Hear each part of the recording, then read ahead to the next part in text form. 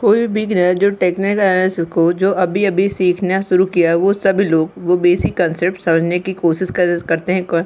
काफ़ी सारी कैंडलस्टिक सीखने की कोशिश करने लगते हैं, जैसे डोजी, मारो भुजे, बुलिश इंगल्फिंग, और उसके बाद morning star, evening star, hammer, shooting star, x बहुत सारे कैंडलस्टिक को सीखने की कोशिश करते हैं।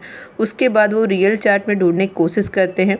जब वो मिल जाता है, ज़्यादातर वो टाइम वो उस पैटर्न का नाम और कैसे रिएक्ट करता है इस बारे में सोचने लग जाते हैं। ठीक है, ये जर्नी इनके साल दर साल चलती रहती है। आज के इस वीडियो में हम समझेंगे इसी प्रॉब्लम की सलूशन के लिए, ठीक है, कि कैसे बिना कैंडल स्टिक के बिना हम जो है आगे रियल चार्ट में आइडेंटिफाई कर सकते हैं, और उसी सिचुएशन में हम उस पैटर्न को फॉलो करें कि ना करें, ये भी ज़रूर देखेंगे। वीडियो लास्ट तक ज़रूर देखिएगा। वीडियो को देखने के बाद अगर आपको लगे कुछ नया सीखने मिला है तो लाइक करिएगा, वरना डिसलाइक भी आप कर सकते हैं। ठीक है, इस कंसेप्ट समझने के लिए हम यहाँ पे अब बेसिक कैंडल स्टिक का फॉर्मेशन देखेंगे। एक कैंडल देखिए, एक ओपन नीचे, हाई ऊपर है, क्लोज ऊपर है, ये बुलिश कैंडल बन रही है। नेक्स्ट देखिए, ऊपर जो है हाई बना है, उसका ओपन ऊपर है, क्लोज नीचे होता है, उसका कलर रेड होता है, उसे हम बेरिश कैंडल कहते हैं। अब इसमें दो टाइप के क्वेश्चन होते हैं। उस कैंडल का टोटल रेंज कंपेरिजन में क्लोज कहाँ पर हो रहा है। सेकंड क्वेश्चन होता है कि जो है उस कैंडल का साइज अपने प्रीवियस कुछ रिसेंट कैंडल से।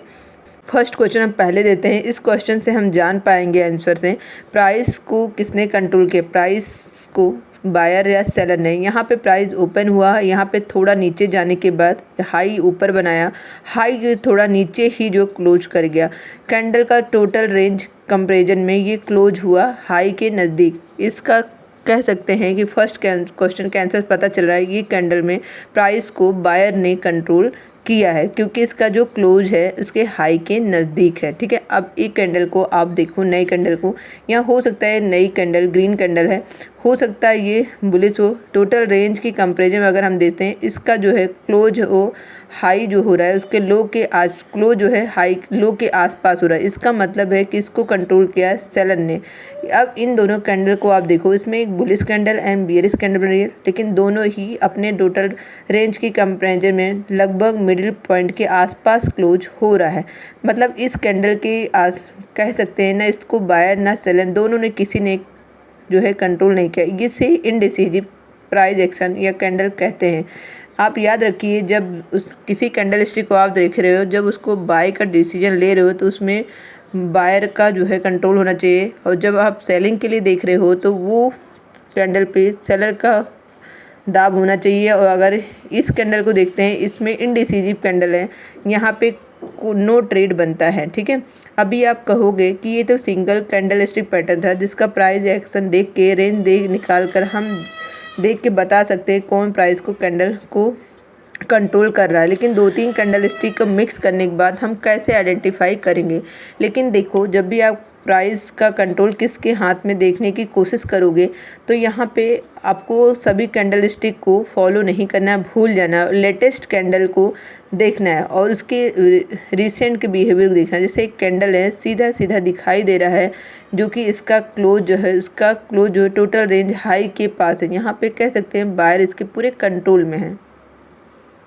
लेकिन इसमें प्रीवियस में तीसरे कैंडल को देख के लग रहा है कि इसमें जंप के सेलिंग आया था और प्राइस पूरी तरीके से सेलर को कंट्रोल कर लिया था स्ट्रॉन्ग तरीके।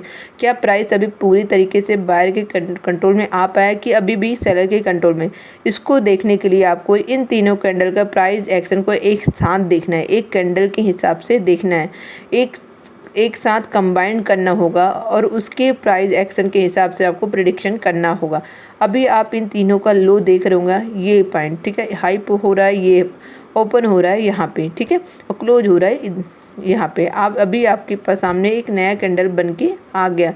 अब इस कैंडल के रेंज के हिसाब से क्लोज जो है इसकी हाई के पास है। अभी आप यहाँ पे बता सकते हो तीनों कैंडल के प्राइस एक्शन के प्राइस के लास्ट तक बायर ने ही इसको कंट्रोल किया। अब एक पॉइंट और ध्यान दीजिए, यहाँ पे जो तीनों कैंडल है एक साथ, इसको morning star candle stick pattern कहा जा सकता है, जो एक बुलिश सिग्नल को साइन को देता है। ठीक है, अब प्राइस क्या कहना चाहते हैं इसका प्रेडिक्शन हम यहाँ से कर सकते हैं। दूसरे एग्जांपल पे आप यहाँ देख सकते हैं, आप ट्रेंड के दौरान एक बुलिश कैंडल बनती है जिसका प्राइस एक पूरा का पूरा बायर के कंट्रोल में है। आप यहाँ पे याद कर पा रहे हो तो ये बुलिश मारुबुजु भी कैंडल स्टिक पैटर्न भी कहते हैं, लेकिन हमें नाम से कोई लेना देना नहीं है। अब आप इस कैंडल को देख के सोच रहे होंगे कि इसका नेक्स्ट बुलिश कैंडल बने तो हम बाय करेंगे, आगे जाके नेक्स्ट कैंडल छोटी बुलिश कैंडल बनता है तो इस सिचुएशन में आपको तुरंत बाय नहीं करना है, आपको इन दोनों को कंबाइन करके देखना है। इसका जो लो बन रहा है, हाई ऊपर बन रहा है और क्लोज यहाँ पे हो रहा है, इसका मतलब है टोटल रेंज कैंडल देखना है क्लोज और लो दोनों सीधा सीधा दिखा है, स्ट्रॉन्ग सेलर के कंट्रोल में था। इस सिचुएशन में आपको बाय नहीं करना है, ठीक है। यहाँ पे कोई बाय ट्रेड नहीं बनता। फिलहाल का प्राइस एक्शन को इस तरीके से स्टडी करने के बाद यहाँ लग रहा है प्राइस यहाँ से रिवर्स होने के चांसेस बहुत ज़्यादा हैं। अब इन दोनों कैंडल मिल के कौन सा पैटर्न बन रहा है मुझे नहीं पता और मुझे याद करने की कोई ज़रूरत नहीं है। आप कैंडल स्टिक के प्राइस को देख के बायर और सेलर के बिहेवियर को स्टडी करना सीख जाओगे तो आपको कोई भी कैंडल स्टिक पैटर्न को याद करने की ज़रूरत नहीं होगा। अब हमारा सेकंड क्वेश्चन है, उस कैंडल का साइज अपने प्रीवियस कुछ रीसेंट कैंडल का कंपेयर में कैसा है, ठीक है। इसमें आपको देखना है जो कैंडल अपने स्टार्टिंग बायर और सेलर के बिहेवियर जानने की कोशिश कर रहे हैं उसका प्रीवियस रिसेंट कैंडल उसी को सपोर्ट कर रहा है कि नहीं। जैसे प्राइस यहाँ पे रिटेस्ट करने के बाद सपोर्ट एरिया में एक स्ट्रॉन्ग बुलिश कैंडल बना रहा है, इससे देख के पता चल रहा है कि यहाँ पे बायर के कंट्रोल में था, ठीक है। इससे प्रीवियस रिसेंट कैंडल जब प्राइस नीचे आ रहा था उसमें स्ट्रॉन्ग सेलर के कंट्रोल में था। यहाँ ये सब जो साइज़ था उसके कंपेरिजन में रिसेंट बायर का कंट्रोल बहुत छोटा है, ठीक है। इससे देखने के बाद आपको पता चल रहा है कि जो रिसेंट मूव था बायर ने लिया था वो प्रीवियस कुछ कैंडल से सेलर में अपने पावर दिखाया था उसके आगे थोड़ा स्ट्रांग नहीं है, थोड़ा कमज़ोर है। तभी भी सेलर यहाँ पे प्राइस को कंट्रोल करना शुरू कर सकता है, क्योंकि यहाँ पे रिसेंट जो प्राइस एक्शन है वहाँ के हिसाब से सेलर के हिसाब से बायर का कोई थोड़ा कंट्रोल कम है। यहाँ भले ही रेजिस्टेंस एरिया में सपोर्ट एरिया में बायर ने कंट्रोल है, लेकिन कंपेयर करके जब कंबाइन करोगे तो आपको पता चलेगा। तो यहाँ पे अधिकतर सेलर जो है आपको स्ट्रॉन्ग जो है कंट्रोल में दिखेंगे, कंटिन्यू कर सकता है।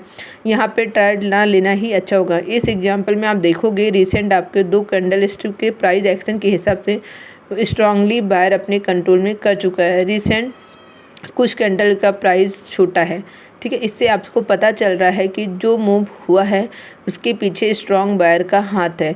अभी सेलर आके इसको कंट्रोल नहीं कर पाएगा। आप यहाँ पे बाय करने की सोच सकते हैं। अब केवल अपसाइड के लिए नहीं है, ये डाउन साइड के लिए भी आप कर सकते हैं।